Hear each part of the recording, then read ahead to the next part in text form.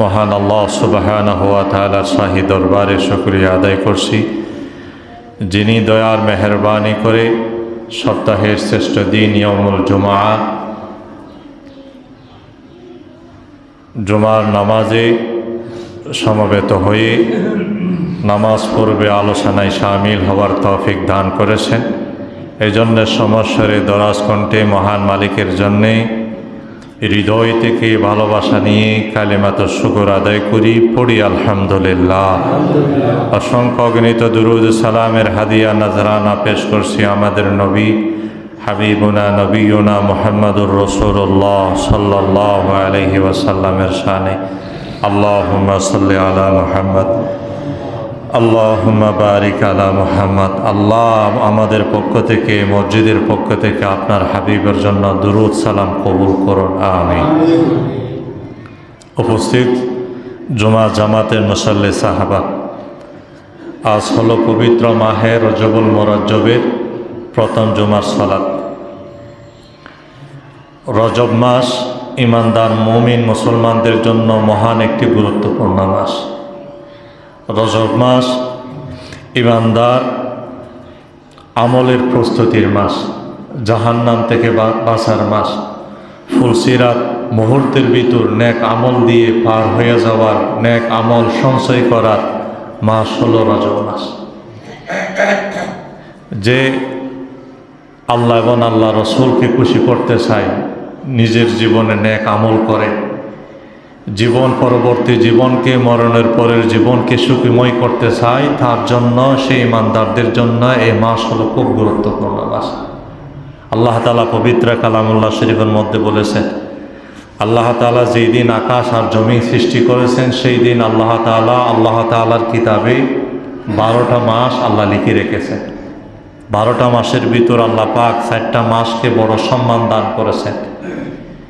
যে মাসের ভিতর আল্লাহ বলেছেন ফালা তাজলিমু ফীহিন্না আনফুসাকুম, যে মাসগুলো আসলে তোমরা পরস্পর মারামারি করবে না, পরস্পর এক অপরের উপর জুলুম করবে না, হাঙ্গামা দাঙ্গামা সমস্ত নোংরামি কাজ যে মাসগুলোতে তোমরা বন্ধে রাখবে। তার ভিতরে একটা মাস হলো রজব মাস। এই রজব মাসকে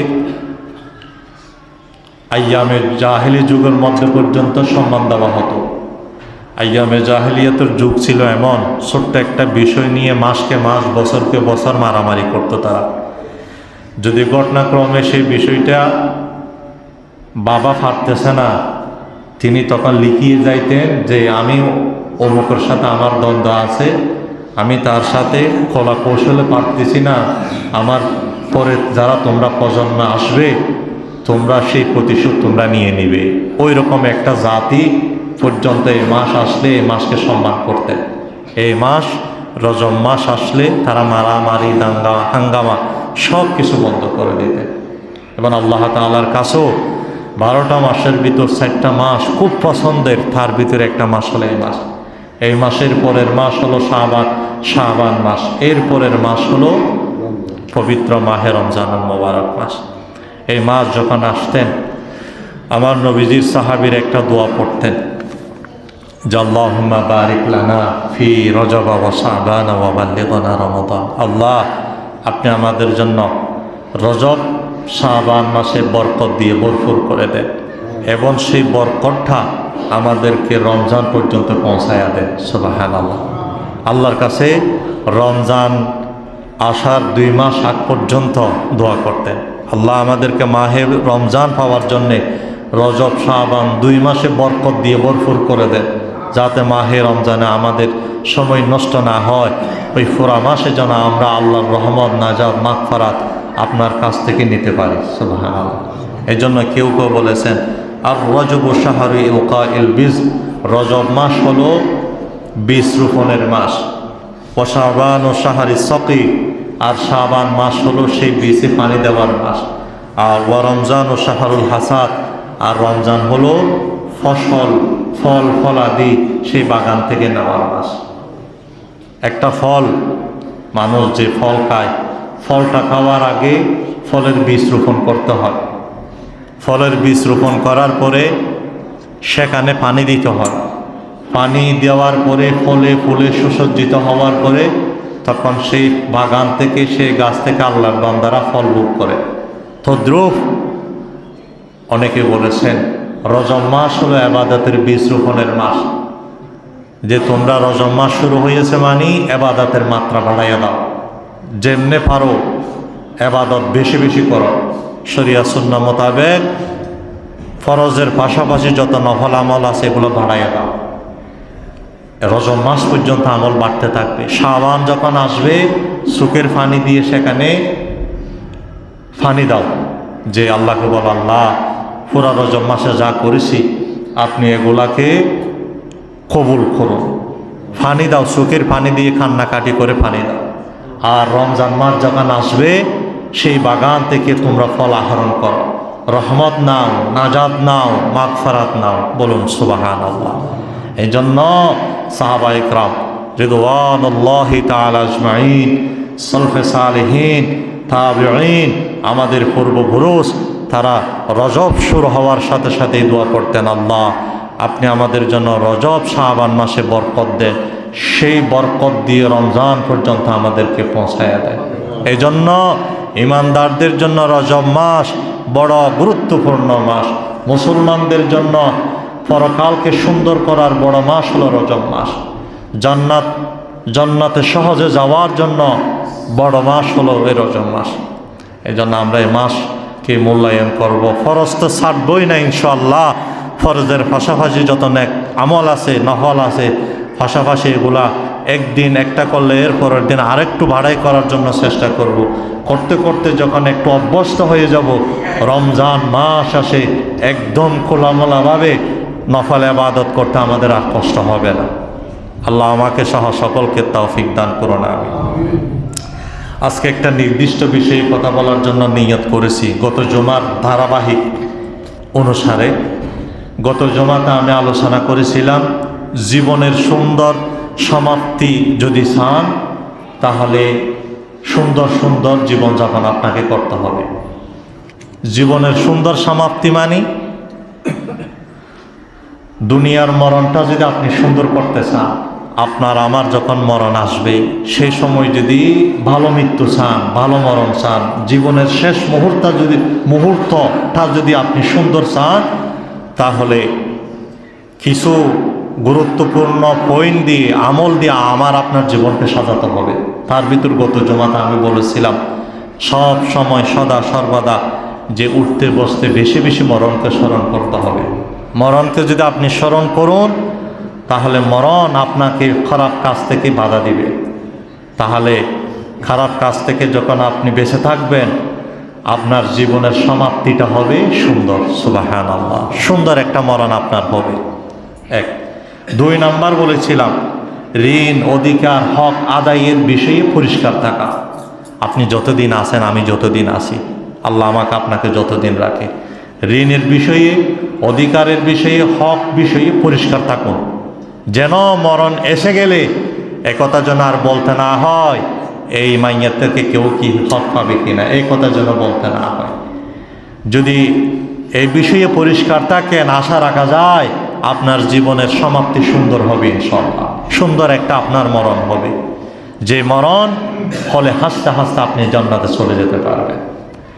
3 নাম্বার বলেছিলাম অতিরিক্ত আশা আকাঙ্ক্ষা কমায় ফেলতে হবে। প্রয়োজনের অতিরিক্ত, আল্লাহ যাকে যতটুকু দিয়েছে হালাল পন্থায় আপনি যা পেয়েছেন আপনার জন্য যা যথেষ্ট, এর বাইরে পাওয়ার জন্যে হাত পা বাড়াবো না। বেশি পাওয়ার জন্য চাইলে হারামে হাত পা বাড়াতে হবে। অতিরিক্ত আশা কমায় ফেলতে হবে। তাহলে এটা যখন আপনি কমায় ফেলবেন তাহলে ইনশাআল্লাহ আপনাকে হারামে, অন্যায়, অবিচারে, অন্যায় পথে আপনাকে আপনার বিবেক নিবে না। তাহলে আপনার জীবনের সুন্দর সমাপ্তি হবে। এরপরে আরেকটা কথা বলেছিলাম, দাফন কাফন জানাজায় শরীক হতে। জানাজায় কাফন দাফন যখন আপনি শরীক হবেন, মাইয়াতের পাশে যখন যাবেন, কবর যখন জিয়ারত করবেন, আপনার বিবেক আপনাকে বলে দিবে যে এই পৃথিবীতে কেউ স্থায়ী নয়, যে অল্প বয়সে তিনি চলে গেলেন, হয়তো আমার জীবনও এরকম চলে যেতে পারে।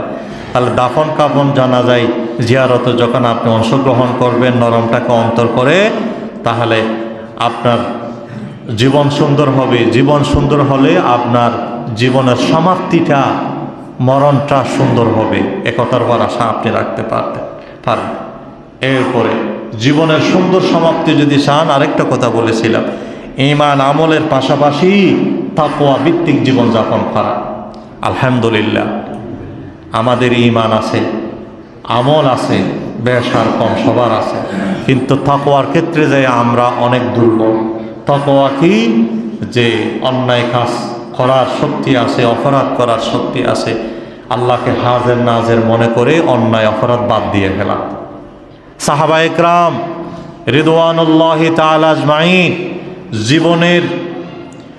জীবনের সুন্দর সমাপ্তি হওয়ার জন্যে, তাদের মরণটা সুন্দর হওয়ার জন্যে, তারা ঈমান আমল তাকওয়ার জন্যে ঘর বাড়ি হারা হয়েছে।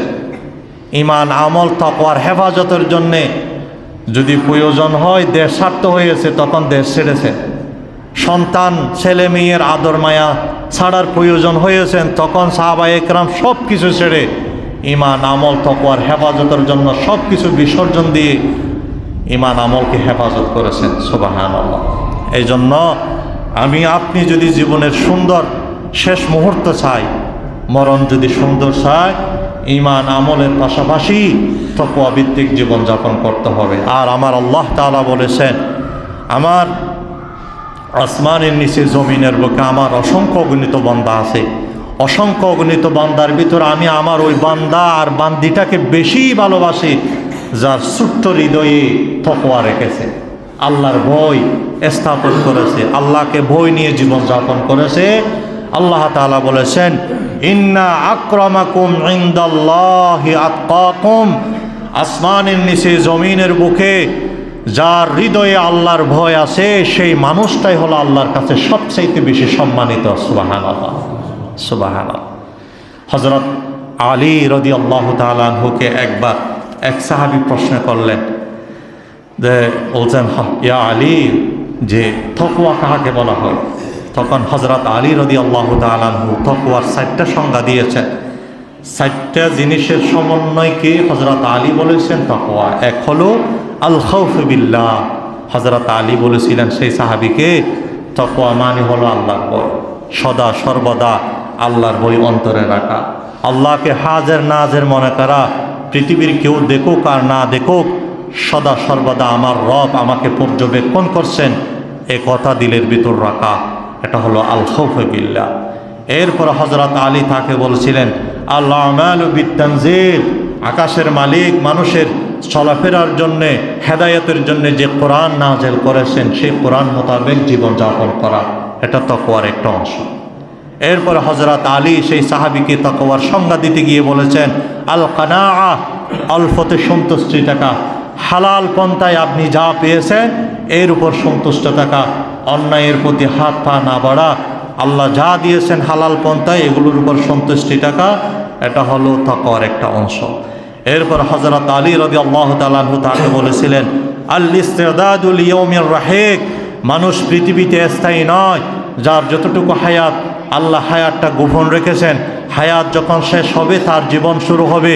ওই অনন্ত অসীম জীবনের জন্য যারা সামান জোগাড় করে এই তারাই হলো তাকওয়ার অন্তর্ভুক্ত। এই জন্য হযরত আলী বলেছিলেন, আল খাউফু বিল্লাহ, আল আমালু বিত্তানজিল, আল কানাআ, আল ইস্তিদাদু লিয়াউমির রাহিক। এই 4টা জিনিসের নাম হলো তাকওয়া। হযরত আলী বলেন, যারা তাকওয়া নিয়ে জীবন যাপন করবে, তার জীবনের সুন্দর সমাপ্তি হবে। জীবনের সুন্দর সমাপ্তি হবে মানে আপনার মরণ যেদিন হবে, সেই দিন আপনি হাসতে হাসতে কালিমা পড়ে পড়ে আপনি একটা সুন্দর মরণ নিয়ে দুনিয়া থেকে যাইতে পারবেন। আর সুন্দর মরণ যদি হয়, আপনার জান্নাত হবে, সুখময় জান্নাতের অধিবাসী আপনি হয়ে যাবেন। সুবহানাল্লাহ। আল্লাহ আপনি আমাকে সহ সকলকে তাকওয়া ভিত্তিক জীবন যাপন করার তৌফিক দান করুন, আমিন। আর একটা কথা, যে যারা আল্লাহকে ভয় করে চলে, আল্লাহ বলেছেন, ওয়ামান ইয়াত্তাকিল্লাহা ইয়াজআল লাহু মাখরাজা। যারা আমাকে হাজের নাজের মনে করে চলে, সে আমার বান্দা কঠিন যে কোনো মুহূর্তেই পড়ে গেলে আমি আল্লাহ তার জন্য পথকে খোলাসা করে দিই, উন্মুক্ত করে দিই, তার জন্য বের হওয়ার সুযোগ করে দিয়ে থাকি। সুবহানাল্লাহ। তবে তাকওয়ার মতো তাকওয়া লাগবে, তাকওয়ার মতো তাকওয়া লাগবে। এজন্য আমাদের ঈমান আছে, আমল আছে, কিন্তু তাকওয়ার আমল কম।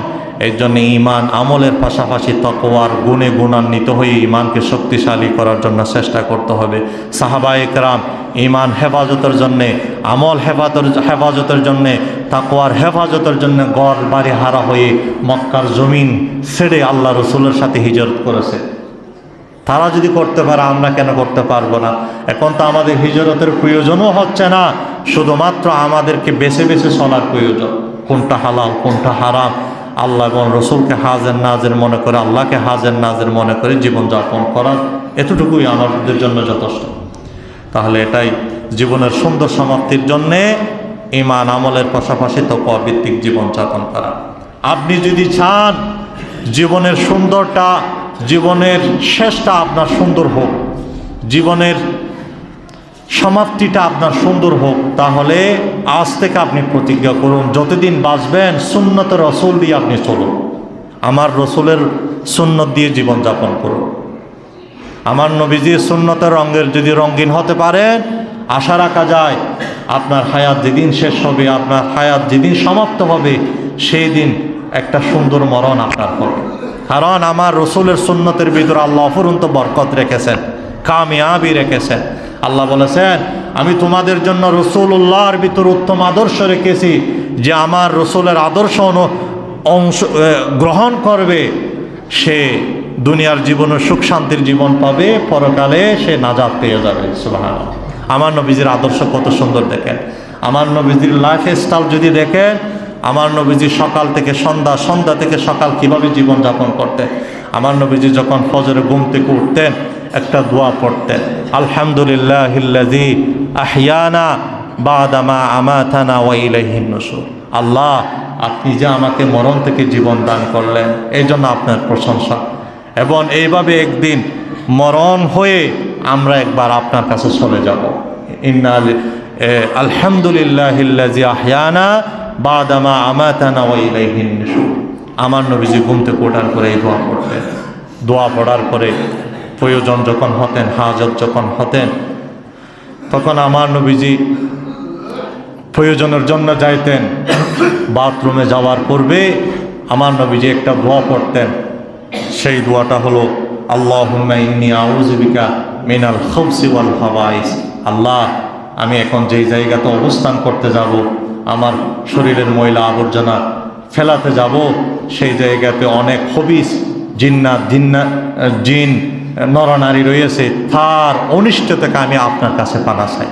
আল্লাহুম্মা ইন্নী আউযু বিকা মিনাল খুবসি ওয়াল খাবাইস। এবং আমার নবীজি ওই বাথরুমে যাওয়ার পূর্বে বাম পা দিয়ে বাথরুমে যাইতেন এবং বাথরুম সেরে এসে ডান পা দিয়ে বের হতেন। এরপর আরেকটা দোয়া পড়তেন, গুফরানাক অথবা আলহামদুলিল্লাহিল্লাযী আযহাবা আন্নিল আযা ওয়া আফানি। দেখেন আমার নবীজির লাইফ স্টাইল। এরপরে ফজরের জন্য উজু করতেন। আমার নবীজি উজু করে সুন্দর তরিকায় উজু করতেন। উজু করার পরে শাহাদাত আঙ্গুল উঁচু করতেন, উঁচু করে কালিমায়ে শাহাদাত পাঠ করতেন। আর আমার নবীজি বলেছেন যারা সুন্নত তরিকায় উজু করার পরে শাহাদাত আঙ্গুল উঁচু করে কালিমায়ে শাহাদাত পাঠ করবে, আল্লাহ তাআলা তার জন্য জান্নাতের 8টি দরজা খুলে দিবেন। সুবহানাল্লাহ, সুবহানাল্লাহ। আমার নবীজির সুন্নতের ভিতর কত বরকত আল্লাহ রেখেছেন। এই সুন্নতগুলো আদায় করতে আপনার একটা টাকাও খরচ হবে না, শুধুমাত্র একটু মন মানসিকতা পরিবর্তন করতে হবে। মন মানসিকতা যদি পরিবর্তন করেন, যতটুকু আপনি সময় বাথরুমে সময় কাটিয়েছেন, সমস্ত সময় ইবাদতে রূপান্তর হয়ে যাবে। সুবহানাল্লাহ। সকাল থেকে সন্ধ্যা, সন্ধ্যা থেকে সকাল, আপনার তরিকাটা যদি আমার নবীর তরিকা মতো হয়, সেই কাজটা দুনিয়ার হোক, সেই কাজটা এবাদাত হিসাবে আল্লাহ কবুল করবেন। এই জন্য আমার নবীজি বলেছেন যারা আমার সুন্নতকে মহাব্বত করবে, আমার সুন্নতকে পালন করবে, মান আহাব্বা সুন্নতি, যারা আমার সুন্নতকে মহাব্বত করবে সে যেন আমাকে মহাব্বত করলো। আর যারা আমাকে মহাব্বত করবে কানা মাই ফিল জান্নাহ, আমি রসুল কথা দিলাম হাসরের মাঠে আমি তাকে নিয়ে জান্নাতে প্রবেশ করব। সুবহানাল্লাহ, সুবহানাল্লাহ। এজন্য আপনি জীবনের সুন্দর সমাপ্তি যদি চান, সুন্দর একটা যদি মরণ চান, আজ থেকে নিয়ত করুন আমি আমার পুরো জীবনটাকে আমার রসুলের রঙে রঙিন করে সাজাবো। তাহলে আপনার যেই দিন হায়াত শেষ হবে সেই দিন হাসতে হাসতে কালিমা পড়ে পড়ে দুনিয়া থেকে বিদায় নিতে পারবেন। আর যদি কালিমা নসিব হয়ে যায় তাহলে আপনার কপাল, আপনি ধন্য, আপনি সুখময় জান্নাতের অধিবাসী হয়ে গেলেন। ফজরের নামাজ, এরপর আমার নবী ওযু করার পরে কি করতেন? ফজরের জন্য প্রস্তুতি নিতেন, ফজরের নামাজের জন্য প্রস্তুতি নিতেন। ফজরের নামাজে গিয়ে প্রথমে 2 রাকাত সুন্নত পড়তেন, এরপরে আমার নবীজির ইমামতিতে মুসল্লিরা নামাজ, সাহাবায়ে কেরাম নামাজ পড়তেন।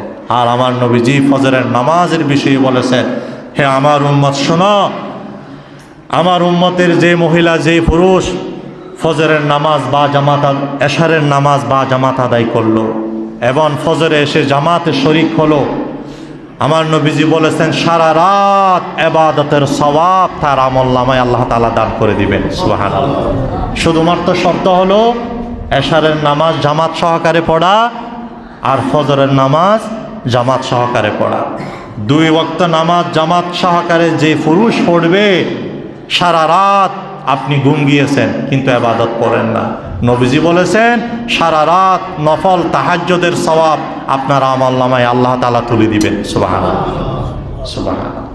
আর আমার নবীজি সাল্লাল্লাহু আলাইহি ওয়াসাল্লাম বলেছেন যারা ফজরের নামাজ আদায় করলো তার পুরা দিনের সারা দিনের জিম্মাদারি আল্লাহর কুদরতে হাতে আল্লাহ তাআলা নিয়ে নিল। আপনি ফজর পড়েছেন মানে আপনার জিম্মাদারি আল্লাহ তাআলার হাতে।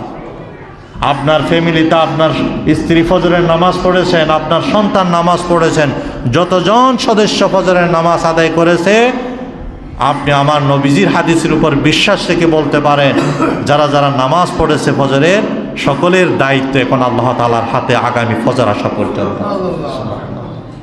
এই জন্য আপনি যদি আপনার পুরা দিনের জিম্মাদারিটা আল্লাহর হাতে তুলে দিতে চান, পরিবারের জিম্মাদারিটা আল্লাহর হাতে তুলে দিতে চান, তাহলে পরিবার সহ আপনি সহ সকল ফজরের নামাজ জামাত সহকারে মহিলাদেরকে ঘরে পড়ার এইরকম পরিবেশ গড়ে তুলুন।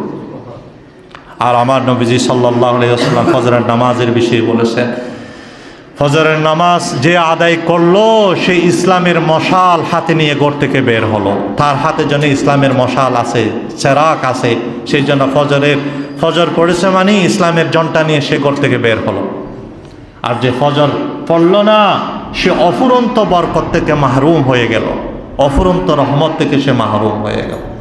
তাহলে আমার নবীজির লাইফ স্টাইল, উঠতেন আমার নবীজি হাজত মোবারক ছাড়তেন, এরপরে উজু করতেন, এরপরে আমার নবীজি মসজিদে চলে আসতেন। চলে আসার পরে আমার নবীজির সাথে সাথে জিকির আজকার করার পরে এরপরে কোরআন শরীফ তেলাওয়াত করতেন, কোরআন শরীফ তেলাওয়াত করতেন, সূর্য উদয় হওয়া পর্যন্ত কোরআন শরীফ তেলাওয়াত করতেন। এই জন্য আমাদের উচিত, আপনি যদি সুন্দর মরণ চান, জীবনের সুন্দর সমাপ্তি চান, তাহলে ফজরের নামাজের পরে আপনি যেখানেই থাকুন মুসলমান হিসেবে আপনাকে ফজরের নামাজ অবশ্যই পড়তে হবে।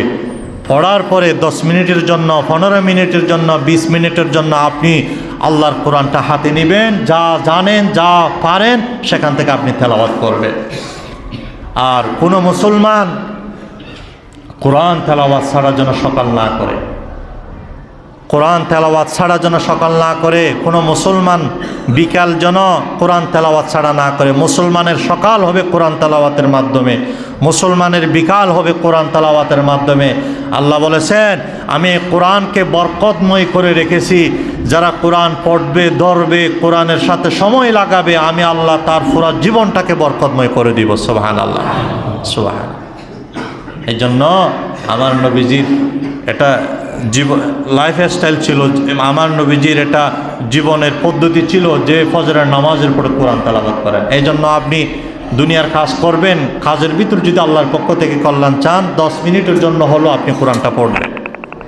যদি পড়তে না পারেন কিছুক্ষণ বসে যা মুখস্থ জানেন সেগুলো আপনি পড়বেন।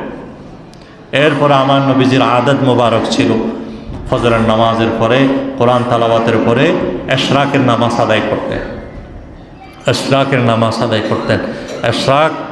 এশরাকের নামাজ 2 রাকাত করে 4 রাকাত নামাজ পড়তেন। নবীজি সাল্লাল্লাহু আলাইহি ওয়াসাল্লাম বলেছেন, আল্লাহ তাআলা একটা মানুষের শরীরে 360টা জোড়া দিয়েছেন। একটা মানুষের দেহের ভিতর আল্লাহ তাআলা 360টা জোড়া মানুষের ভিতর আল্লাহ ফিট করে দিয়েছে। একটা মানুষ যখন সকাল থেকে ঘুম থেকে উঠে 360টা জোড়ার উপর কাফারা ওয়াজিব হয়ে যায়, সদকা করা ওয়াজিব হয়ে যায়। তা আমার নবীজি বলেছেন, আমার উম্মত যখন সকালে উঠে সুবহানাল্লাহ বলে 360টা জোড়া থেকে একটা জোড়ার কাফারা আদায় হয়ে যায়। যখন আলহামদুলিল্লাহ বলে আরেকটা জোড়ার কাফারা আদায় হয়ে যায়। যখন আরেকটা ভালো আমল করে, যতটা ভালো আমল করবে প্রতিটি ভালো আমলের বিনিময়ে এক একটা জোড়ার কাফারা আদায় হয়ে যায়। আর আমার নবীজি বলেছেন, যারা এশরাকের 2 রাকাত নামাজ আদায় করবে, এক লগে 2 রাকাত নামাজ 360টা জোড়ার কাফারা আদায় হয়ে যাবে। সুবহানাল্লাহ, সুবহানাল্লাহ। আর মজার বিষয় হলো এখানে নবীজি বলেছেন, যারা এশরাকের নামাজ পড়বে তার আমলনামায় একটি পূর্ণ হজ, একটি পূর্ণ উমরার সওয়াব আল্লাহ তাআলা তার আমলনামায় আল্লাহ তাআলা তুলে দেবে। আপনি যদি চান আপনার আমলনামায় একটা হজের সওয়াব আপনি চান, উমরার সওয়াব যদি চান, তাহলে এশরাকের নামাজটা আপনি পড়ুন। প্রতিদিন না পারলেও সপ্তাহে 2 দিন পড়ার জন্য চেষ্টা করুন। আপনি আপনার সুবিধা মতে সপ্তাহে 2-4 দিন যেন এশরাকের নামাজ হয়, এরকম একটা আপনি রুল করে ফেলেন। তাহলে দেখবেন, আল্লাহ না করুক, আপনার জীবন যখন শেষ হয়ে যাবে, সুন্দর মরণ হয়ে যাবে, হাসরের মাঠে উঠবেন, আপনার আমল নামা যখন করবে, দেখবেন সেখানে শত শত উমরার সওয়াব, সেখানে শত শত বড় হজের সওয়াব আপনার আমল নামায় লিপিবদ্ধ হয়ে আছে। আপনি তো হজ করেন নাই, উমরা করেন নাই, কেন এখানে এগুলা? ওই জীবনে এশরাকের নামাজের উমরা এবং বড় হজের সওয়াব আল্লাহ তাআলা আপনাকে দান করেছেন। সুবহানাল্লাহ। এই জন্য এশরাক পড়ার চেষ্টা করবেন। এরপর আমার নবীজি এশরাক আদায় করার পরে সাহাবা ইকরাম রিদওয়ানুল্লাহি তাআলা আনহু আজমাইনকে নিয়ে যারা মসজিদে নববীতে থাকতেন, আসহাবে সুফফা, আমার নবীজির একটা মাদ্রাসা ছিল যেখানে সব সময় সদা সর্বদা কিছু সাহাবা ইকরাম পড়ে থাকতেন। ওই সাহাবিগুলাকে নিয়ে আমার নবীজি নাস্তা করতেন। বড় একটা প্লেটে সবাই একসাথে নাস্তা করতেন। নাস্তার খাওয়ার শুরুতে আল্লাহর নাম নিয়ে শুরু করতেন এবং শেষ আলহামদুলিল্লাহ পড়তেন। মাঝখানে আল্লাহর প্রশংসা করতেন। সুবহানাল্লাহ। আমার নবীজি খাওয়ার শুরুতে আল্লাহর নাম নেওয়ার জন্য বলেছেন, শেষে আল্লাহর নাম নেওয়ার জন্য বলেছেন। আর নবীজি বলেছেন, আমার উম্মত যখন খাওয়ার শুরুতে বিসমিল্লাহ পড়া বলে যায়, বিসমিল্লাহ বলে না, তখন সেই খাবারে শয়তান অংশগ্রহণ করে। সেই অদৃশ্যভাবে অভিশপ্ত শয়তান সেখানে অংশগ্রহণ করে, তাদের লাভ ফালায়, থুতু ফেলায়, যেগুলো খাওয়ার পরে কোনো বরকত আসে না, পেটের সমস্যা হয়। আর আমার নবীজি বলেছেন, তোমরা যদি তোমাদের খাবার যদি বরকতময় করতে চাও, তাহলে খাবারের শুরুতে বিসমিল্লাহ বলো, শেষে আলহামদুলিল্লাহ বলো। সুবহানাল্লাহ। আর আপনি কেন আলহামদুলিল্লাহ বলবেন না? যে খাবারটা আপনার কাছে উপস্থিত হয়েছে, একটা বাত, এই বাতে পরিণত হতে কত কষ্ট হয়ে আপনার কাছে এসেছে। এই বাতটা আগে চাউল ছিল, চাউল হওয়ার জন্য কত কষ্ট করেছে, এটাকে সাজাইয়া গোছাইয়া কিছু টাকার বিনিময়ে আপনার সামনে আল্লাহ তাআলা এই নিয়ামতটা আপনার সামনে তুলে দিয়েছেন। আর যে পানিগুলো আপনি পান করতেছেন, অনেক গভীর থেকে আমার রব কত মিষ্টির পানির ব্যবস্থা করে দিয়েছেন। এই জন্য আমার নবীজি বলেছেন, খাওয়ার পরে এই দোয়া আল্লাহকে বলো, আলহামদুলিল্লাহিল্লাযী আত'আমানা ওয়া সাকানা ওয়া জাআলানা মিনাল মুসলিমিন। আলহামদুলিল্লাহ, ও আল্লাহ, আপনার প্রশংসা করছি যে রব আমাকে কত নিয়ামতের খাবার আমার সামনে উপস্থিত করালেন। সুবহানাল্লাহ। এবং ওয়াসাকানা, যে আমার সামনে যে কত মিষ্টির পানির, মধুময় মিষ্টির পানির ব্যবস্থা করলেন, সাথে সাথে আমাকে যা আপনি বিনা চাওয়া মুসলমান বানালেন, এই জন্য আমি আপনার কাছে প্রশংসা করতেছি। সুবহানাল্লাহ। এই জন্য নবীজি বলেছেন, খাবার সামনে আসলে খাবারের শুরুতে বিসমিল্লাহ বলো, শেষে আলহামদুলিল্লাহ বলো, মাঝখানে আল্লাহর প্রশংসা করো, আল্লাহ সেই খাবারে অফুরন্ত বরকত দিবে। এরপরে আমার নবীজি খাওয়া দাওয়ার পরে সাহাবা একরামকে বিদায় দিয়ে দিতেন। আমার নবীজি দ্বীনে তালিমে চলে যেতেন, দাওয়াতের কাজ নিয়ে ব্যস্ত থাকতেন, সাহাবা একরাম চলে যেতেন। তখন আমার নবীজি সাহাবীদেরকে বলতেন, তোমরা এখন তোমাদের ছেলে মেয়ে সন্তানদের জন্য রুজি রোজগারের পথ বেছে নাও। তালাশ করো, অন্বেষণ করো, হালাল উপার্জন তালাশ করো সন্তানদের জন্য, পরিবারের জন্য। তবে নবীজি বলতেন তোমরা হালাল উপার্জন তালাশ করবে, হালাল রুজি রোজগার তালাশ করবে, তবে হারামের পথে হাত পা দিও না। কারণ আমার নবীজি বলেছেন লা ইয়াদখুলুল জান্নাতা জাসাদুন গুযিয়া বিল হারাম, যে শরীরে এক লুকমা হারাম ঢুকেছে, যে শরীরটা হারাম দিয়ে গঠিত হয়েছে, সেই শরীর কখনো জান্নাতে যাবে না, সেই শরীর জাহান্নামের জন্য উপযুক্ত হয়ে যাবে। নবীজি সাহাবা ইকরামদেরকে বলতেন তোমরা এখন তোমাদের ছেলে মেয়ে বউ বেটির জন্য উপার্জন করো, হালাল রিজিক অন্বেষণ করো, তবে হারামের পথে হাত পা দিও না। একটা হারাম, এক লোকমা যদি হারাম শরীরে ঢুকে যায়, সেখান থেকে যদি রক্ত মাংস তৈয়ার হয়ে যায়, সেই শরীর কোনো দিন জান্নাতে যাবে না, সেই শরীর জাহান্নামের জন্য উপযুক্ত হয়ে যাবে। এই জন্য আল্লাহ পাক পৃথিবীটাকে অনেক বড় করেছেন। আপনি যদি নিয়ত করেন যে আমি আমার সন্তান পরিবারের জন্য হারাম উপার্জন করব না, হালালেই উপার্জন করব, আল্লাহ পাক আপনার জন্য পথকে উন্মুক্ত করে দিবেন।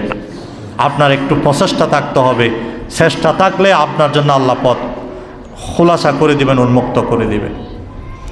এই জন্য আপনি হারাম খেয়েছেন, কিন্তু তা আপনাকে আপনার পরিবাররা হারাম খাওয়ার, হারাম উপার্জনের জন্য বলে নাই। আপনি একজনকে 10 জনকে বিপদে ফেলালেন, হাসরের মাঠে কিন্তু আপনিই বেঁচে যাবেন। তারা আপনার বিরুদ্ধে উল্টো অভিযোগ করবে, তারা বলবে যে আমরা তো আমার বাবাকে কোনোদিন হারাম আনার জন্য বলি নাই, কেন আনছে এর জন্য আমার বাবাকে জিজ্ঞাসা করে। বিপদে আপনিই পড়ে যাবেন। এই জন্য হারামের পথে পা দিবেন না। এরপরে আমার নবীজি সাহাবা ইকরামদেরকে আরো বলতেন, হে আমার সাহাবীরা যারা ব্যবসায়ী আছো, তোমরা ওজন দেওয়ার সময় 19-20 করবে না। আল্লাহর কোরআন দিয়ে বলতেন ওয়ালা তুখসিরুল মিজান, তোমরা মিজানে ত্রুটি করবে না, পাল্লায় দাড়ি পাল্লায় ত্রুটি করবে না, যে যতটুকু পাবে সমানভাবে দিয়ে দিবে। ত্রুটি করে তাকে ঠকাবে না, কাউকে ঠকাবে না।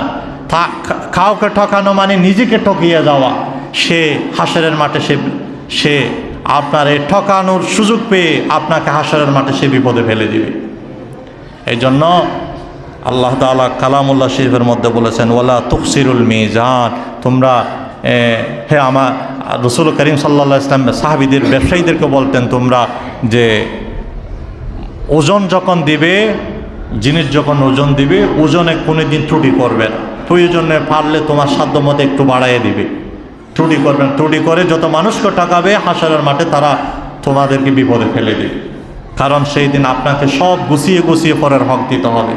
যতক্ষণ আপনি দিবেন না ততক্ষণ একটা কদম সামনেও যাইতে পারবেন না, পিছু আসতে পারবেন।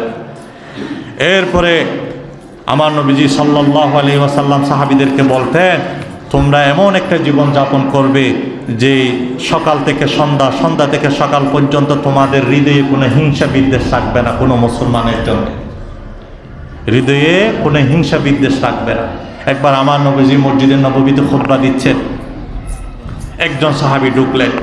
সেই সাহাবীর দিকে তাকিয়ে বললেন আমার সাহাবীরা দেখো ওই সাহাবী জান্নাতি।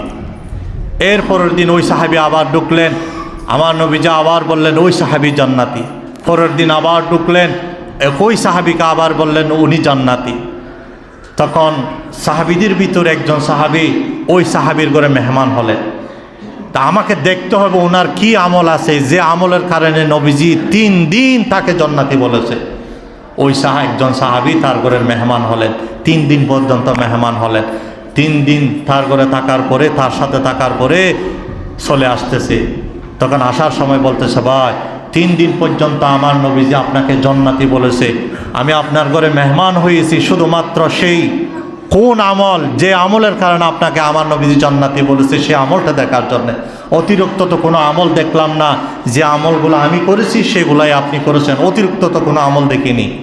তখন ওই সাহাবী বলছে আমার অতিরিক্ত কোনো আমল নাই, তবে একটা আমল সেটা আছে। সে আমলটা হলো আমি যখন সারা রাত ঘুমিয়ে সকাল করি, সকালে যখন আমি আমার সন্তানদের জন্য রুজি রোজগারের জন্য বের হয়, তখন আমি আমার হৃদয়ে কোনো মানুষের জন্য হিংসা বিদ্বেষ দিলে রাখি না। সুবহানাল্লাহ। আবার যখন বিকালে করে চলে আসি, দিনের বেলায় যার সাথে যা কিছু হয়েছে বিকালে আসার পর আল্লাহর ওয়াস্তে সকলকে আমি ক্ষমা করে দিয়ে যাই। সুবহানাল্লাহ। আমার কাছে এই আমলটাই আছে, অতিরিক্ত আমল। তখন ওই সাহাবী বলছেন এই আমল, যে আমলের কারণে আমার নবীজি আপনাকে জান্নাতি বলেছেন। সুবহানাল্লাহ। এই জন্য আপনি আপনার হৃদয়কে মুসলমানের জন্য হিংসা বিদ্বেষ মুক্ত রাখুন। কোনো মুসলমানের জন্য আপনার অন্তরে হিংসা রাখবেন না। কোনো ভাইয়ের জন্য দিলের ভিতর হাসদ বুগজ রাখবেন না। 19-20 হতে পারে, ফলে ভুল বোঝাবুঝি হতে পারে, সাথে সাথে আপনার রাগ নিয়ন্ত্রণে এসে গেলে আপনি আল্লাহর জন্য তাকে ক্ষমা করে দেন। এটা একটা মহৎ গুণ। নেক আমলের পাশাপাশি এই আমলগুলো যদি থাকে তাহলে জীবনের সুন্দর সমাপ্তি হবে। জীবনের সুন্দর সমাপ্তি হওয়া মানে সুন্দর মরণ হবে। সুন্দর মরণ হওয়া মানে কালিমার সাথে আপনার মরণ হলে আপনি হাসতে হাসতে জান্নাতে চলে যেতে পারবেন। আল্লাহ আমাকে সহ সকলকে যে কথাগুলো বলেছি আমল করার তৌফিক দান করুন, আমিন। ওয়া আখির দাওয়ানা আলহামদুলিল্লাহি রাব্বিল আলামিন।